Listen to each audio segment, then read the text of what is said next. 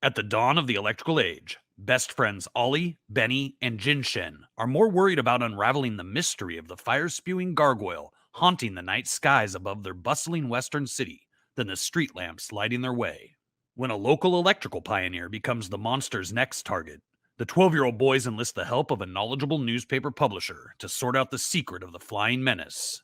Set in the year 1889, the Gaslight Gang, Curse of the Grey Gargoyle, features real figures from American history, as well as the innovative inventions that propelled society forward. Designed to educate while it entertains, The Gaslight Gang is a language-free story suitable for kids between the ages of 8 and 80 years old. Get your copy now in digital or print form on Amazon.com, and remember to sign up for our mailing list at enterthelostlibrary.com. Hello, all you beautiful people in Webtown, and welcome back to another Malibu Monday right here on Crypto Comics. Today, we are going to deep dive into Hardcase from the Ultraverse. If you're a newcomer, you don't know anything about this, you need to get in the playlist really, really bad. Dive into those back issue bins here at Crypto Comics, Malibu Ultraverse playlist, and get yourself caught up on everything that's going on in the Ultraverse. And this picks up right where Breakthrough left off. And basically, Hardcase, Choice, and the Solution have stolen the spaceship that the baddies were going to escape from the moon on, and they're laughing at him, mocking him. That'll teach them. Well, you can open a gate, right, Gate? Because everybody's name is really basic in the Ultraverse, and so the guy who can open a portal through, space is called Gate. I'm not sure. The moon is incredibly far from the Earth. What do you mean you're not sure? We'll friggin' die out here if we can't get back. Who knows how long these suits will last? And our food and water was on that ship.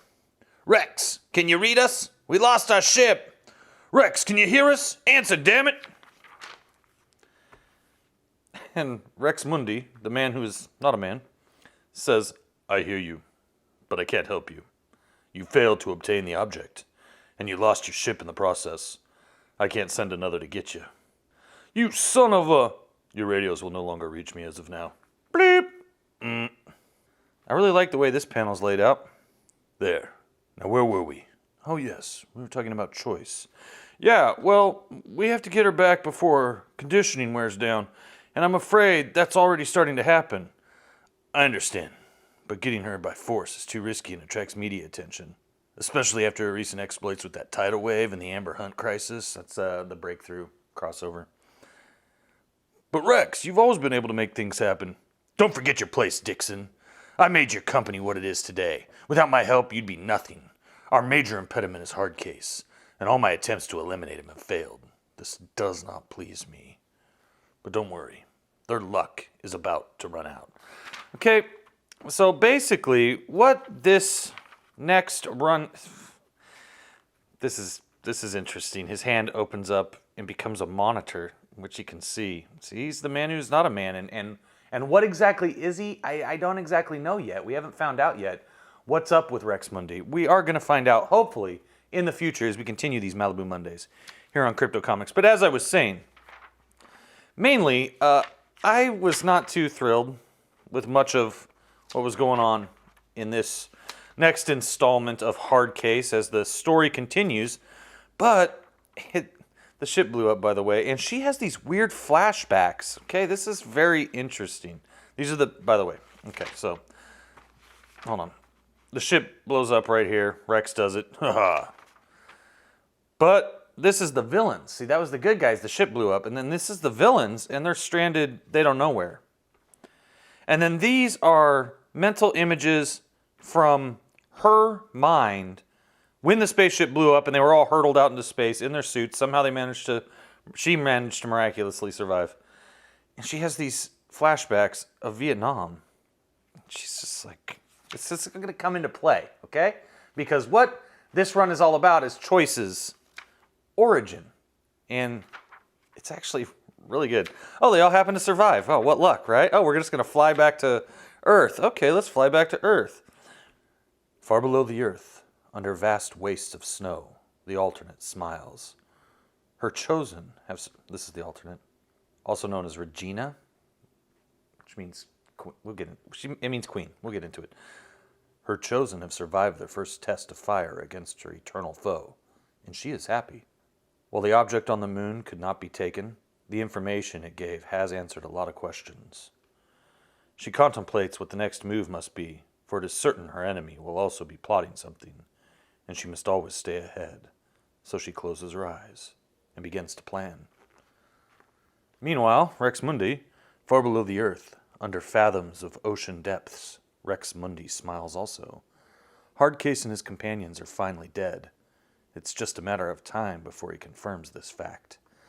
Now that they are out of the way, he can focus on the rest of the Ultras. Eventually, he will have to break the bad news about Choice to Bob Dixon, but that's a minor concern.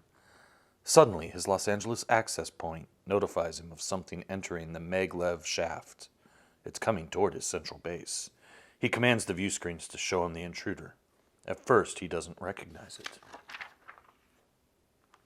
And then he does. His greatest creation, NME.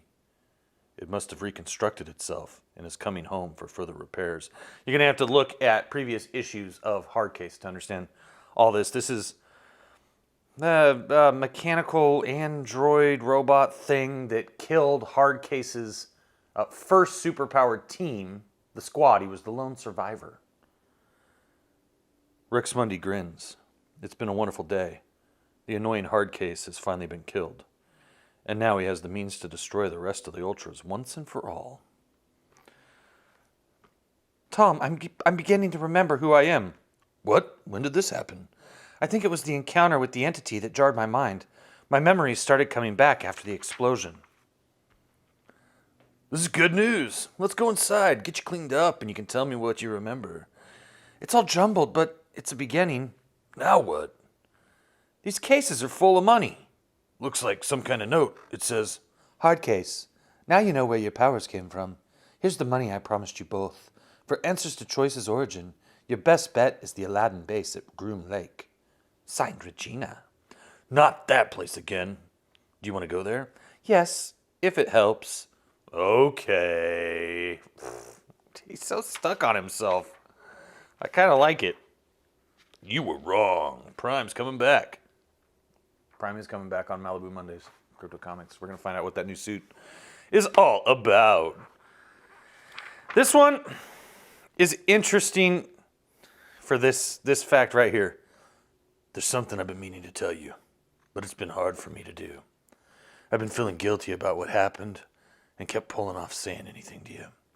Linda Warren. Comatose. Stable condition. But it's time I sat down and talked to you. We were always honest with each other, and I wouldn't want to change that now. Especially now. True Confessions, written by James Hudnall. Guest penciler, Brent Anderson. Guest inker, Art Nichols. It all started weeks before, I guess. After I met the strangers and went off to Nevada. But things really began to... You're going to need to, again, go back issue bins, Malibu, Ultraverse playlist. Check out all of this stuff. But things really began to heat up around the time we got back from the moon. And especially during the turf case a few days ago. Oh, hold on, I'll be right back. You picked a bad time to mess around with Hardcase. Cut! Forgot my line again. Sorry. It's okay, Tom. We'll do it again in the pickup shot. Let's set up the next scene. I was working on my third film, Undercover Agent 2. You remember the first one, Linda? It was about an Ultra working as an undercover spy. Made me a star. If you want to rehearse some more, I'll be in my trailer. Thanks, Tracy. Choice had come to the set, and I could see that something was bothering her. Oh, it's nothing. Don't worry. I don't want to talk about it. When we were about to go in, I noticed Choice giving my co-star a look. That's when it dawned on me what this was about. Jealous lovers. See, I like to go talk to my comatose girlfriend about my superhero lover. See if the jealousy will wake her up. And they get in the fight, right? And they fight. And this guy is made of dirt, soil, clay. One might call him dirt face or soil face or clay. I mean, dirt face or soil face, that's for sure. Hollywood High, home of the Lawrence of Arabias. I don't know what the mascot actually is. And this is kind of interesting. So this character can, when he touches the ground, he can build a protective shield around himself made of soil and harden it and keep himself safe. But when he's not touching the ground, you can hit him and like some of the soil will fall off. And so they start getting the bright idea. And whoa, what? That's my former girlfriend. What are we doing here? Oh my gosh, why is she here? She was in a coma for a year. No, and she's a superhero too, and it's awesome. Oh, it's just Choice. I got confused. It's not my former girlfriend. It's Choice. Oh. For a minute there, you reminded me of someone. It was almost like a flashback. Oh, it's the Sheiks territory. Hollywood High, home of the Sheiks. Big ups to Eddie Farhat. Josh Rodavari. Hollywood jabroni hardcase. You don't know the Sheik. Respect the world star. Hey, for a minute there, you reminded me of someone. It was almost like a flashback. Who? Starburst? Your old lover. You think you're so cute, so smart. You'll die. I hate you. Blah. I'm a big soil monster. They fight. Oh, I'm passed out. Oh, wake up. We have to fight. Oh, no, I can't. I'm sleepy. I have a theory about this guy. He seems to use Earth as some kind of magic exoskeleton. When he's wearing it, he can do all kinds of things. But he seems to need to touch raw ground to build one. We need to keep him from touching the ground. Here he comes! Heads up, dirtbag. Slam! Bam! Oh, he's naked under there. He's a fat naked guy. Okay, I like it. Great. We took him to the 3rd floor of the LAPD main headquarters. Turns out the guy's name was John Beckman. He was a psychotic fan who started hating celebrities when they didn't respond to his sick letters. He wouldn't say where he got his powers. Could have been from the jumpstart effect, but who knows? I was right about his abilities, though. He had control of the soil when he touched it. He could create an exoskeleton of Earth, which allowed him to do all sorts of things. Glad I caught him. Naturally, Aladdin laid claim to him and carted him off in a special truck. Carted him off in a short bus. Probably bound for Groom Lake. Then we got in the shower, but here's the thing. We didn't even do it. No, seriously. Believe it or not, we didn't even have sex then. We finished our shower and went out onto the deck to watch the sunset. But we didn't watch it for long. That's right. Then we had the sex. Yeah, because I'm a Hollywood superstar and a superhero named Hardcase. But anyway, that's all I wanted to tell you, comatose girlfriend. I'm getting a lot of poontang while you're sleeping, baby doll. It's not as simple as me going to bed with her. I'll be honest, Linda. I haven't been faithful to you since you were hurt. But those girls didn't mean anything to me. I didn't love them. What I'm trying to say is, I'm just a walking hard-on looking for a hole. But I've somehow managed to fall in love with Choice. It's just that I need someone who understands the crazy life I lead. Choice understands better than anyone I know. Like she said, life goes on. I'm sorry, Linda.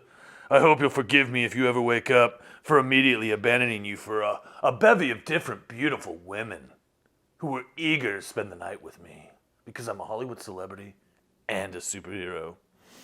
Yep. See ya, babe. Boop, boop, boop, boop, boop, boop.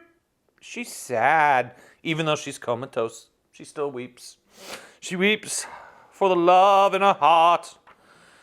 For this man, Hardcase, who probably needs a penicillin shot from all the Southern California poontang he's been getting. Just being honest, Wrap it up, kids. Abstinence is the way. This is the weirdest part right here. This is so ironic. I'm gonna point out this was released in March of 1994. Okay, remember that 1994. The surveillance of Hardcase continues into the 8th week without the subject's knowledge. However, recent events require immediate action. The purpose of this report is to detail recent highlights of the surveillance and to recommend an immediate preemptive action against Hardcase before he becomes a danger to the agency. The Angry Past, Part 1, Agent Snowden.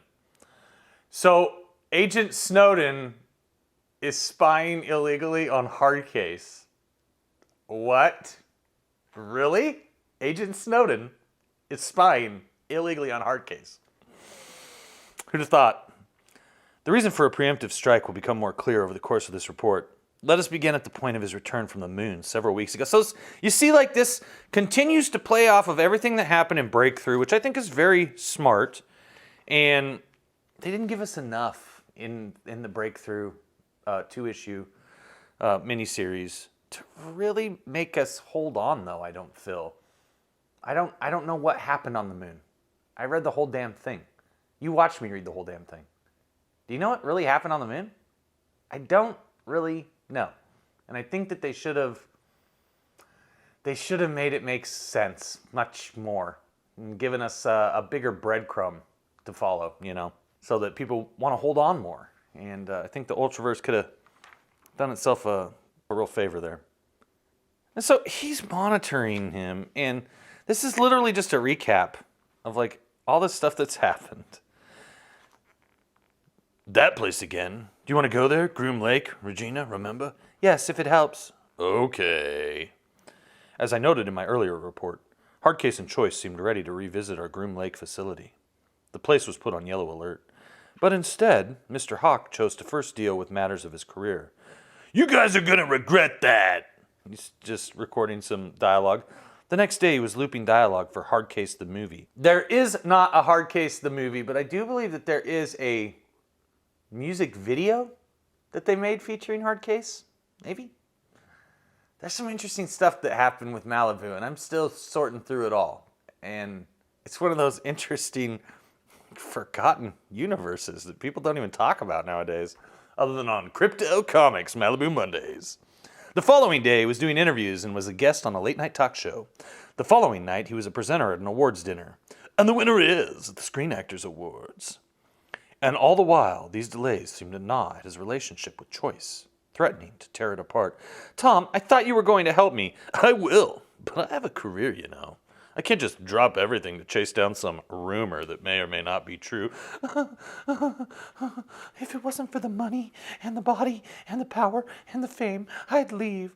Why are you letting me stay here then? You never make a pass at me, but I know you want to. All this time you avoid asking me what I know about my past. What are you afraid of? I don't know. I'll admit, there's something bothering me. I can't put my finger on it. You're gay.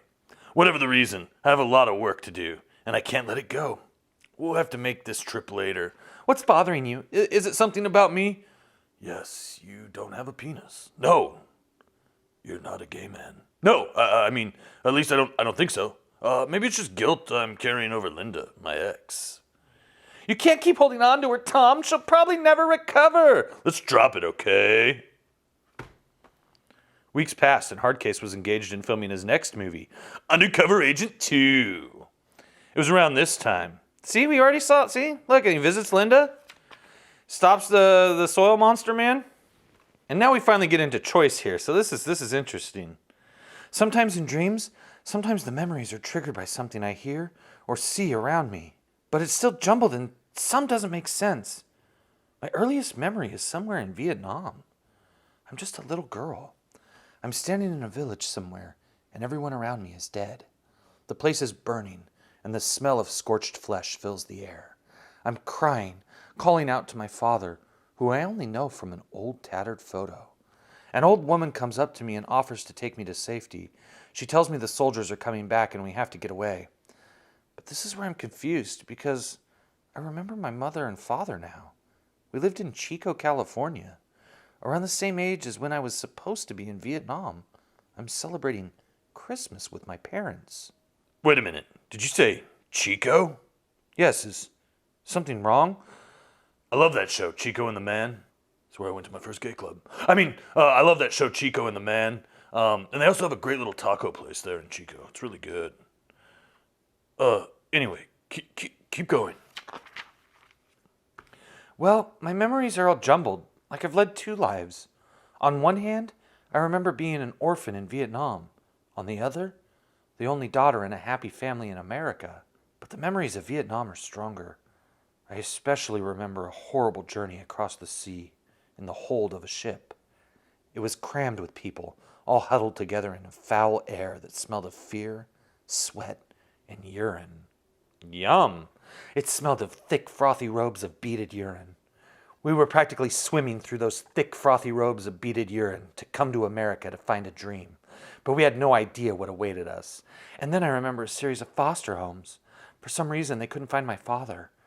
All I can remember about those places is that I didn't get along with the people. What about these other memories? The family in Chico? I don't know. I have a hard time recalling that stuff. It's really vague. I don't remember anyone's name or when I lived there, just the high school I went to. Bidwell High. Bidwell. It becomes obvious at this point that Hardcase was beginning to realize the secret of Choice's powers, and it was disturbing him a great deal, which brings us to the point of the conversation that matters most. Tom, what's wrong? Tom! Hardcase didn't say anything for a few minutes. He just stared out at the ocean. It's moments like this I wish we had devices that could read people's thoughts. Tom, what's the matter? I want to be wrong. Wrong about what's bothering me. Only you can tell me if I am. Well, tell me. Aladdin.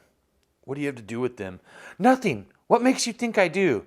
Then why did Regina tell us to go to their Groom Lake base? I don't know. Maybe it has something to do with my powers. I thought you got your powers from the Choice Corporation. No, it was J.D. Hunt's company, Newware. He's good friends with Bob Dixon, the Choice CEO. But maybe Newware had help. Maybe it was from Aladdin. I'm sorry, but those sons of bitches, they've got to pay for what they've done. You mean to me? But why are you suddenly getting so mad about it? And why do you look at me that way? What they did to you is bad enough. But if I'm right about how they did it, I'm gonna kill them! Right after that, Hardcase and Choice changed into their costumes and got into his car. He didn't head for the airport. He's driving here, so his ETA is 4 to 6 hours. I recommend that we send out as many Ultra agents as possible to intercept them and use maximum force. Agent Malik. Doesn't really matter, you know. But remember, this guy, he was in Hardcase issue number 1. Crypto Knights know what I'm talking about. If you don't, you need to dive into those back issue bins. Check out Hardcase number 1 in the Malibu Ultraverse playlist. We want to make a deal with you. We'll let you out of here if you kill Hardcase for us. Where do I sign? Haha. And then there's Hardwire, who is just insane. Not drawn nearly as well by this person as he is by the normal artist on Hardcase. You'll see here, just a second. So they employ all these baddies to do some work and get rid of Hardcase, and that's going to happen In issue number 11, The Angry Past, Part 2. You don't have to hang out at the arcades. The number 1 shooter is now on Super NES. Terminator 2, the arcade game. One of the best arcade games ever made, people. No joke. No joke. Okay, so they're driving, to Groom Lake. And see what I mean? Scott Benefiel draws Hardwire way better than anyone. Still written by James Hudnall. James Hudnall wrote this whole series, as far as I know. I don't think anyone else ever once picked up the pencil on it. Hurt Devil. They fight, and they fight. And they fight. And you're not going to believe this, but they fight. And they fight. And he gets his clothes burnt off.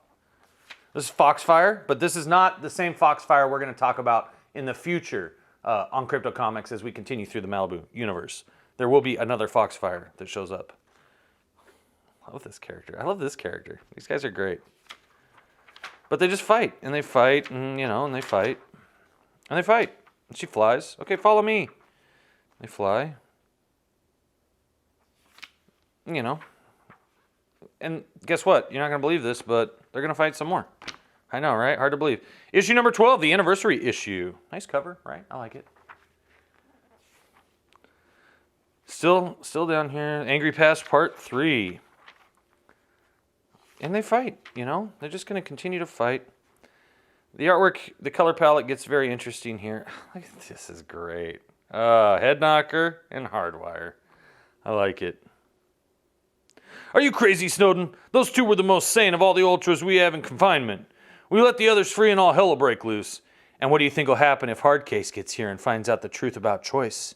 I'd say the chances are much better if we convince some of the others to fight on our side. No way, Snowden. I won't be part of it. What's the matter? Don't you like where the action is? Frankly, I'd rather be in Philadelphia. Okay. Oh, this is coming up. February. Crypto Comics. The Death and Return of Superman. Not the video game, the comics. We're going to get into it. See, then they fight. Rafferty is coming in Firearm. I'm curious to find out what that's all about, to be honest with you. And they fight. You know, and they fight. And they fight. And they fight. And they get away. Then they're going to fight more. You know, shirtless. Going to have a shirtless fight. Doesn't really matter. None of this comic really matters. They decide to turn around. We're going to leave. We're not going to go to Groom Lake. Screw it. Let's go gambling. The MGM Grand Hotel, Las Vegas. That was a great shower. It's nice to feel human again. I can hardly wait to get one myself. But first I had to track down that number Troy gave me. Troy Wilde? That guy in the Solution? Yeah, he gave me the number of their answering service. But I left it at home. Fortunately, they advertised. The Solution. This is Tom Hawk. Remember me from the moon thing? Well, I have a problem and I think tech can help. I'm at the MGM Grand Hotel in Vegas for the next couple days. Please call as soon as possible. They got the message that tech would arrive in 2 days. They now had time and tried to use it to relax. After buying some new clothes, they hit the casino, took in a few shows, ate at the best restaurants in town, and did all else that they could to put their troubles out of their minds for the time being. The moon. The moon is beautiful. Then Tech showed up. She brings in her briefcase. So you want me to use my powers to tap into Aladdin's computer database? Yeah, we need everything they have on choice. We tried getting it the hard way, and I ended up losing my car. Sometimes it's better to try a backdoor. This computer has a 1 gigabyte drive, which should hold all the data they have on you. Whoa! A whole gigabyte? Wow. Futuristic. It was 94, all right? A gigabyte was a lot in 94. As you know, I have the power to communicate with and control electronic devices. So I'm going to tap into Aladdin's computer at Groom Lake and download their files onto the laptop's hard drive. You can then read the files at your leisure. Man, this sure beats fighting all those Aladdin wackos. Finally, to get all the answers of who I really am. Okay, please be quiet while I do my thing. No, I can't believe anyone would do that. It's done. Everything is on the disk. What's the matter? Why are you acting this way? Take my advice and don't read the files. You don't want to know. Please, Layla, tell me the bottom line. I have to know before I read them. Are you sure? Because I can tell you it may drive you mad. It's not something I could live with myself. This has to do with Linda, doesn't it?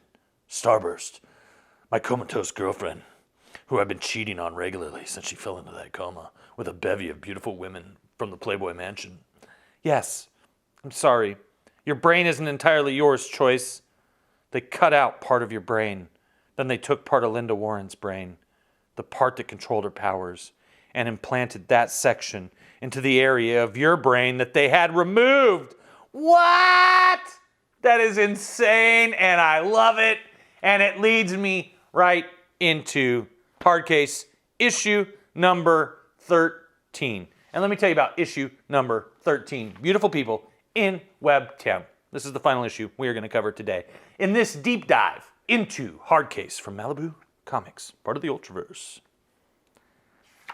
And this is a nice cover. I really like this cover, actually. Laid out really well. This is the one we need. We must get her quickly if we're to defeat the Zorn. Her name is Choice. She has great powers. It seems your heroine is an emotional wreck, Great Win. I don't see what use she would be in such a state. Surely a companion would be better. Look at him. This Hardcase would easily defeat the Zorn, and anything the Zorn tried to use against him. And he's come far since his early days when he was just acting on impulse. No, Ka. It must be his choice. Hardcase is about to face one of the greatest trials of his existence. His destiny awaits. Choice, however, needs us as much as we need her. She will find healing among us. So we get her soon, then? Yes, when the time is right. What's going on here? We're going to find out. I knew it! Those scum-sucking weasels! I'll kill them! No, please no. Try to calm down. I know this is tough, but you have to get control of yourself. Listen, I got it all categorized right here. Let me take you through this PowerPoint presentation about Aladdin's top secret files. Aladdin Data File Report. The following information discusses experiment A783X. Her name was Amy Tran Whitney. She came to America from Vietnam in the late 70s, one of the thousands of American Asian children born during the war. Her mother died when her village was bombed. She immigrated, hoping she could find her American father. Instead, like many such children, she became another homeless teen living in squats and shelters. She was picked up during our MK Ultra phase and was subjected to our mind control experiments. Much of her memory was erased during this time. She was later released back into the population and tracked. Aladdin, data file report. After the appearance of the first prototype from Ultratech, the Choice Corporation decided it would be a good marketing strategy to invest in their own corporate spokesmodel. They wanted a superheroine type, but one they would have more control over than some mere actor. It was CEO Robert Bob Dixon's idea to take someone off the street with no relatives and groom this person to become their most loyal employee, someone who would never be an embarrassment, who would do whatever they were told, and perhaps serve as a prototype for future employees. Billionaire J.D. Hunt is a good friend of Bob Dixon's and suggested that his company make this spokesmodel an Ultra. Newware had pioneered bioenhancements in the mid-'80s, though they were still unable to provide more than physical type endowments at that time. Aladdin data file report. Here at Aladdin's Groom Lake R&D facility, that's research and development, we were also attempting to learn the secrets of ultragenetics. Aside from Project Backfire, our retro-engineering studies of crashed UFOs, all of our resources went to Project Overman. Unfortunately, Aladdin was not meeting with much success. Newware's researchers seemed to always be ahead of our own, almost as if they were being helped. We knew that ultra powers were possible as a result of our MK Ultra experiments in the 60s and 70s. Oh, what? MK Ultra? What? That is, okay. Self high five. Good call. Right there. On you. Mr. Hudnall, God rest your soul. Unfortunately, the most promising subject of those experiments, Jack Rowland, has been missing since 1976. We had few worthwhile subjects to experiment on. Jack Rowland has been missing since 1976. I don't know what that means, but it stands out to me. I'm curious to know exactly what that means. I think we're going to find out in the future at some point. Aladdin, data file report. That all changed in late 1991 when the Squad appeared. We have since determined that these individuals gained their powers from the jumpstart effect, but at the time their origin was a mystery. We had to get them for our research.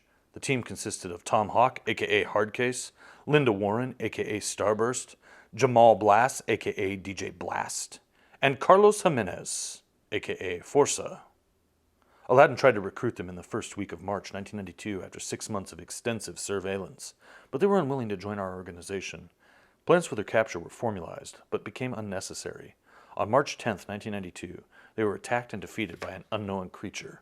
Enemy. We know all about that, don't we? Aladdin data file report. DJ Blast used all his explosive power to destroy the creature. Blast and the creature were vaporized.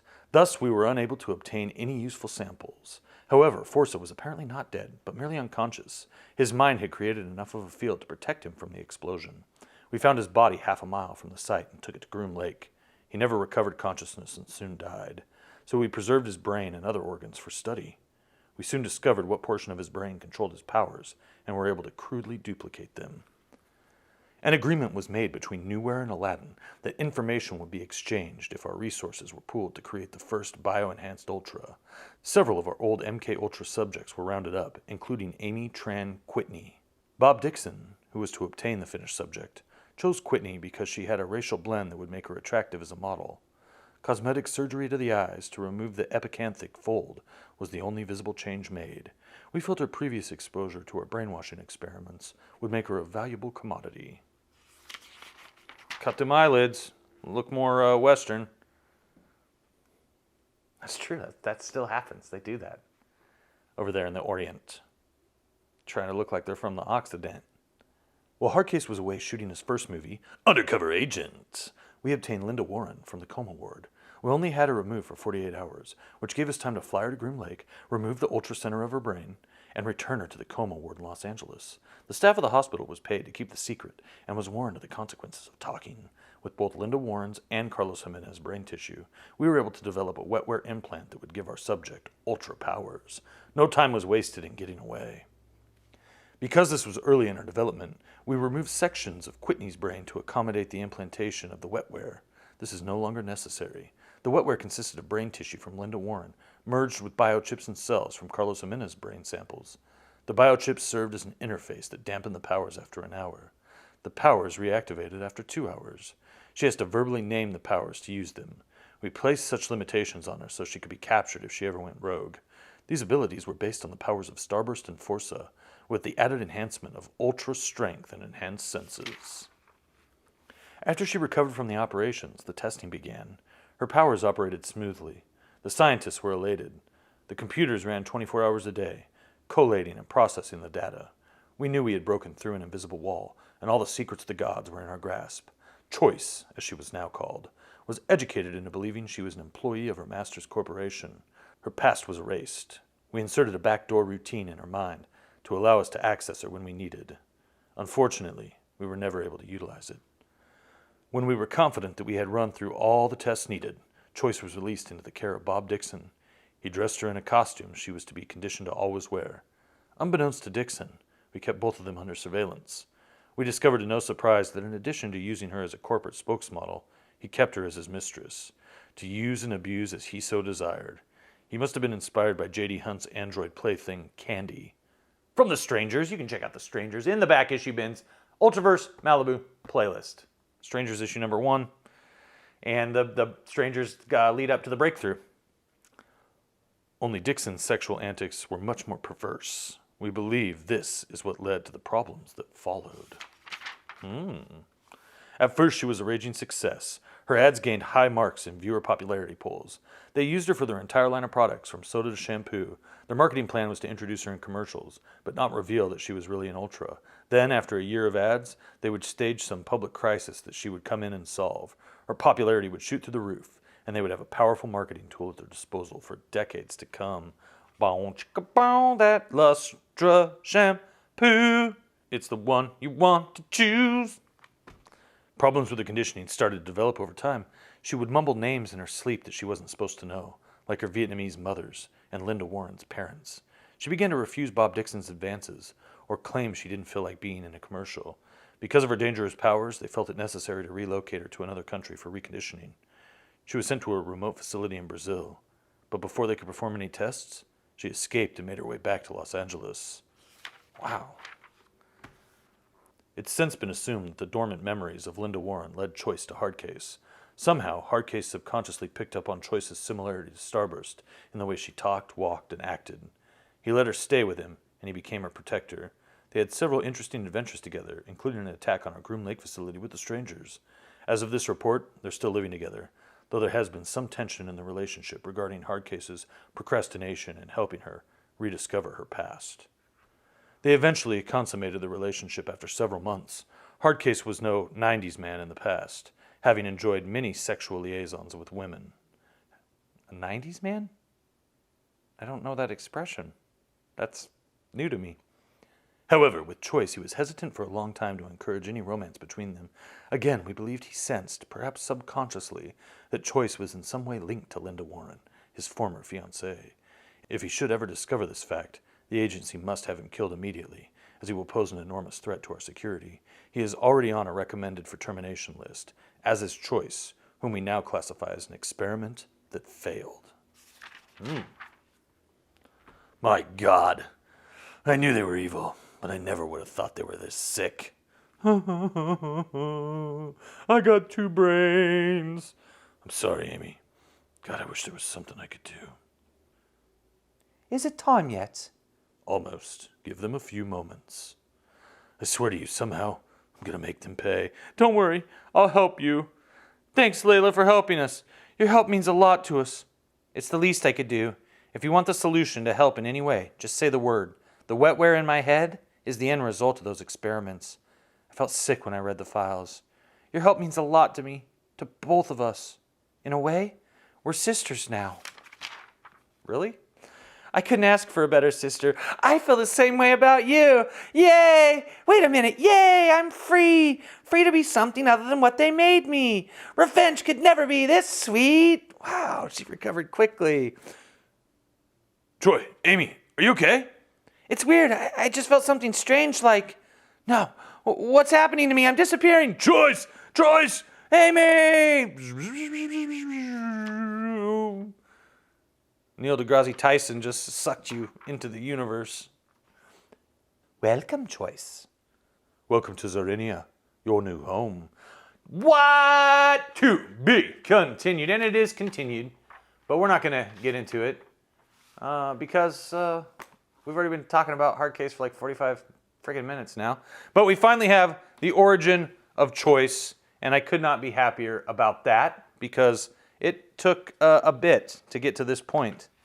And I'm happy that I stuck with Hardcase just so I could hear that really awesome origin story. That's very innovative, very fresh, very unique. A little surprise from the Ultraverse here today on Crypto Comics Malibu Mondays.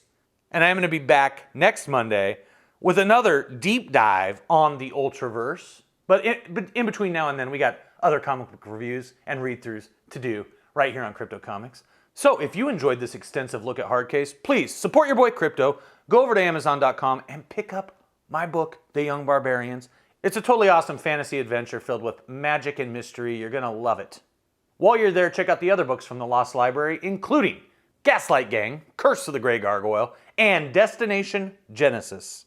All available for your reading pleasure in both digital and print form. In the meantime, in between time, hit that thumbs up if you like this video. If you're new, subscribe, hit the ding dong for notifications, and then come right back here because Crypto Comics isn't going anywhere. I got a ton more comic book reviews for each and every one of you beautiful people in Webtown, and I look forward to sharing them all with you, whether they be Malibu Comics, Marvel Comics, Image Comics, DC Comics, and the occasional crappy Valiant comic. We do it all here. Until next time, I humbly remain Crypto Comics. When their parents are taken captive by a wicked necromancer and his sinister crocodile men, a pack of children from the peaceful land of Aquania must journey across their continent, meeting strange beings and confronting untold terrors in their quest to rescue their families from a witch queen eager to raise a demon lord from his fiery abode. The Young Barbarians, written by your boy Crypto, is available now in both digital and print form on Amazon.com, published by the fine folks at the Lost Library. And support your boy Crypto by picking up a copy today. Link in the description below.